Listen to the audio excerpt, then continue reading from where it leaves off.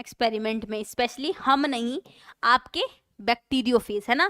Previous lecture के and में भी मैंने आपको ये बताया था, तो आज मैं थोड़ा सा वापस रिकॉल करवा रही हूँ कि जो हर्शे और चेस है उन्होंने अपना एक्सपेरिमेंट जीवाणुभोजी पे दिया। जीवाणुभोजी में दो ही चीजें मिलती है, बाहर प्रोटीन का आवरण और अंदर आनुवंशिक पदार्थ। अब कंफ्यूजन यही चल रहा था कि जेनेटिक मटेरियल या तो डीएनए है या फिर प्रोटीन है, यही तो चल रहा था कंक्लूजन कि यार जेनेटिक मटेरियल या तो डीएनए या फिर प्रोटीन है, इन दोनों में से एक ही है। तो हर्शे और चेस ने इस जीवाणुभोजी का यूज करके प्रूफ किया।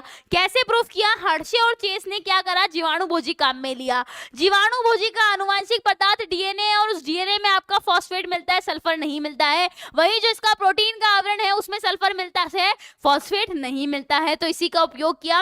तो सबसे पहले हर्शे व चेस ने क्या तैयार किए, रेडियो एक्टिव जीवाणुभोजी तैयार किए। अब रेडियो एक्टिव जीवाणुभोजी कैसे तैयार करें, तो ये आपकी बुक में नहीं दे रखा है, बट आपको पता होना चाहिए और आपको एग्जाम में भी नहीं लिखना चाहिए, एज एन नॉलेज आपको पता होना चाहिए कि यार ये सीधा हम लोग ये यूज कर रहे हैं, तो ये आया कहां से आखिर, है ना।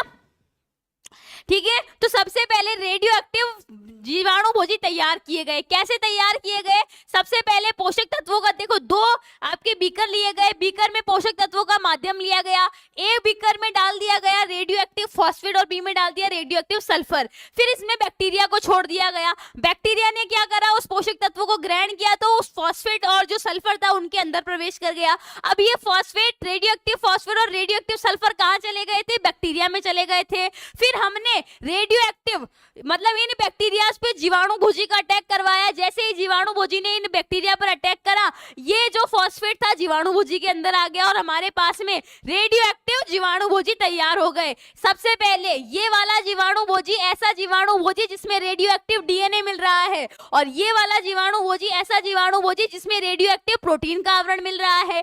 अब एक्सपेरिमेंट का पहला स्टेप क्या बोलता है, एक्सपेरिमेंट का पहला स्टेप बोलता है संक्रमण, कि इन जीवाणुओं का अटैक करवा दो। इसका अटैक इस पे करवाया, इसका अटैक इस पे करवाया, फिर अटैक संक्रमण करवाया। उसके बाद में जैसे ही संक्रमण किया, उसके बाद में इस जीवाणुभोजी कैसे संक्रमण करता है, अपना आनुवंशिक पदार्थ क्या करता है, जीवाणुभोजी अपना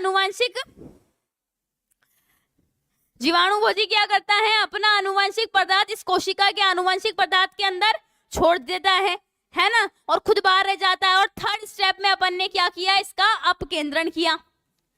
तीसरे स्टेप में क्या किया, अपकेंद्रण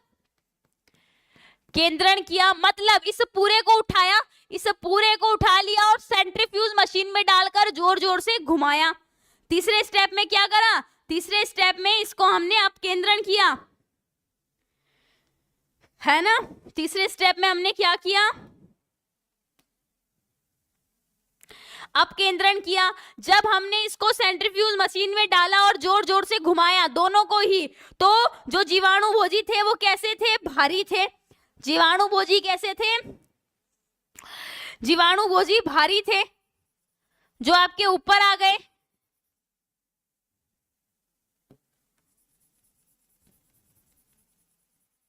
और ये जीवाणु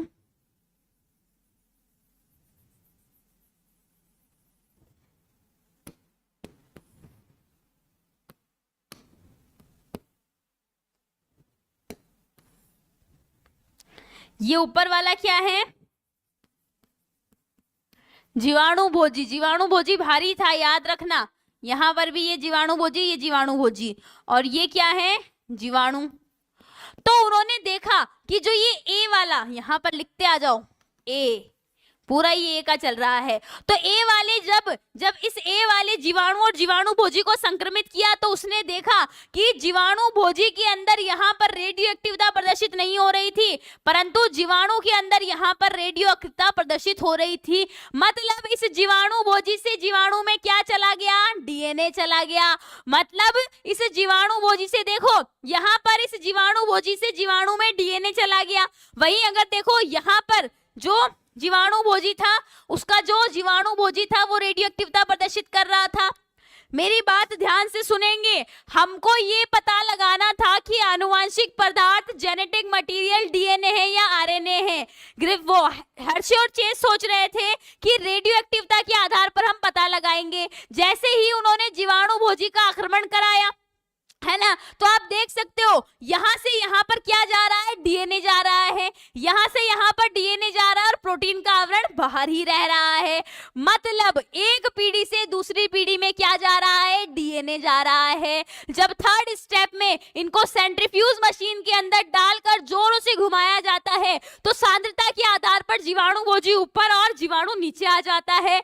वहीं जब चेक किया गया तो पता चला कि यहाँ पर बीकर ए के अंदर जो जीवाणु है वो रेडियो एक्टिवता प्रदर्शित कर रहा है ना, परंतु जो बीकर 2 है उसमें जीवाणु रेडियो एक्टिवता प्रदर्शित नहीं कर रहा है। हमने एक्सपेरिमेंट में यहाँ पर जो काम में लिया था रेडियो एक्टिव डीएनए काम में लिया था, मतलब यहाँ से यहाँ पर डीएनए चला गया, इसीलिए यहाँ पर रेडियो एक्टिवता शो हो रही है। और यहाँ पर हमने जीवाणु भोजी ही रेडियो एक्टिव लिया था, तो जीवाणु भोजी का प्रोटीन का आवरण रेडियो एक्टिव लिया था, मतलब प्रोटीन का आवरण यहाँ से यहाँ जीवाणु भोजी प्रोटीन का आवरण जीवाणु के अंदर नहीं गया, मतलब एक पीढ़ी से दूसरी पीढ़ी में प्रोटीन नहीं जाता है, डीएनए जाता है। क्लियर करेंगे? यही डायग्राम बनाना है एग्जाम में, यही डायग्राम बना के आना है एग्जाम में। 3 स्टेप है टोटल इसका। सबसे पहला तो क्या काम में लिया इस एक्सपेरिमेंट में, इसने रेडियो एक्टिव जीवाणु भोजी काम में लिए, बट इन रेडियो एक्टिव जीवाणु भोजी के बारे में उसने है ना बताया नहीं। देखो मैंने आपको ये भी बताया है यहाँ पर कि ये रेडियो एक्टिव जीवाणु भोजी आखिर निर्माण कैसे हुआ इनका। आपकी बुक ने तो सीधा बोल दिया कि भाई हमने रेडियो एक्टिव जीवाणु भोजी काम में लिए। अब बच्चे सोचते रहो कहाँ से काम में लिया, कैसे हुआ, क्या हुआ, सब कुछ है ना। तो सबसे पहले क्या करा, फर्स्ट स्टेप संक्रमण। यहाँ पर जो जीवाणु भोजी है इस जीवाणु भोजी में प्रोटीन का आवरण रेडियो एक्टिव है, तो ये हमको बताएगा कि अगर प्रोटीन एक पीढ़ी से अगली पीढ़ी में जाएगा या नहीं जाएगा। यहाँ पर रेडियो एक्टिव डीएनए है, ये हमको बताएगा कि एक पीढ़ी से दूसरी पीढ़ी में डीएनए जा रहा है या नहीं जा रहा है। सबसे पहले ये आपकी जीवाणु है, जीवाणुओं पर आक्रमण कराया, जैसे ही आक्रमण कराया तो संक्रमण करवाया। संक्रमण कराने के कुछ देर बाद में क्या करा, इस जीवाणु भोजी ने अपना आनुवंशिक पदार्थ अंदर छोड़ दिया। फिर उसके बाद में इनको सेंट्रीफ्यूज मशीन में डालकर जोर जोर से घुमाया गया, है ना। तो ऊपर क्या आ गया, जीवाणु भोजी भारी था इसलिए ऊपर आ गया, जीवाणु हल्का था इसलिए नीचे आ गया। फिर उन्होंने रेडियो एक्टिवता चेक करी। जब उन्होंने रेडियो एक्टिवता चेक करी तो उनको पता चला इसके अंदर जिस जीवाणु भोजी का डीएनए रेडियो एक्टिव था, यहाँ का डीएनए कहाँ चला गया, इस जीवाणु में चला गया। तो यहाँ पर जीवाणु रेडियो एक्टिवता प्रदर्शित कर रहा था, मतलब जीवाणु भोजी से जीवाणु में क्या गया, डीएनए गया, है ना। जीवाणु भोजी से यहाँ पर देख लो, जीवाणु भोजी में रेड कलर का डीएनए है, रेडियो एक्टिव डीएनए। तो इस जीवाणु भोजी से जीवाणु में क्या गया, रेड कलर का डीएनए गया है, मतलब जीवाणु भोजी से जीवाणु में डीएनए गया है। एक पीढ़ी से दूसरी पीढ़ी में डीएनए जाता है, इसीलिए तो सेंट्रीफ्यूज करने पर जो जीवाणु है वो रेडियो एक्टिवता प्रदर्शित कर रहा है। वहीं इधर जब देखा तो यहाँ पर देखा कि जीवाणु भोजी से जीवाणु में डीएनए गया है ना, जीवाणु भोजी से जीवाणु में डीएनए गया है, परंतु ये डीएनए रेडियो एक्टिव नहीं है, तो यहाँ पर रेडियो एक्टिवता यहाँ पर देखने को नहीं मिलेगी। परंतु जो जीवाणु भोजी है उसके अंदर रेडियो एक्टिवता देखने को मिल रही है, और जो जीवाणु भोजी का प्रोटीन का आवरण है तो वो तो रेडियो एक्टिव सल्फर से ही बना है।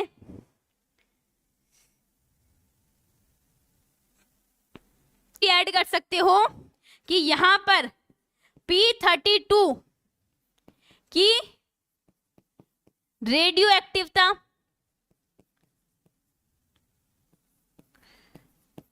देखी, और यहां पर जीवाणु भोजी में S35 की, है ना। मतलब यहां से यहां कौन गया, फॉस्फेट वाला सब्सटेंस। फॉस्फेट वाला सब्सटेंस कौन सा था, डीएनए था। बताओ। तो सबसे पहले आनुवंशिक पदार्थ डीएनए है। प्रयोग हर्शे व चेस का प्रयोग विषाणु से प्रोटीन एवं डीएनए निकलकर जीवाणु में प्रवेश करता है। हर्शे एवं चेस का प्रयोग क्या बताया था कि भाई विषाणु बोले तो वायरस कौन सा काम में लिया, T2 जीवाणु भोजी, है ना। तो विषाणु से प्रोटीन या डीएनए निकलकर जीवाणु में प्रवेश करता है। उन्होंने कुछ ऐसे विषाणु, मतलब हर्शे और चेस ने ऐसे विषाणु के माध्यम पैदा किए जिसमें जो एक विकिरण सक्रिय फॉस्फोरस है, फॉस्फेट हटा देना, फॉस्फोरस है, यहाँ पर मैं फॉस्फेट लिख दिया, फॉस्फोरस लिखो इसको, है ना, हो जाता है गलत, फोरस।